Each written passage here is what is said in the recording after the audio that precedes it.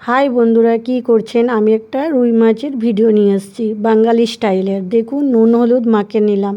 মাখে নেওয়ার পরে ফ্রাই হচ্ছে। মাছটা ফ্রাই হয়ে যাবার পরে আমি তুলে নিলাম।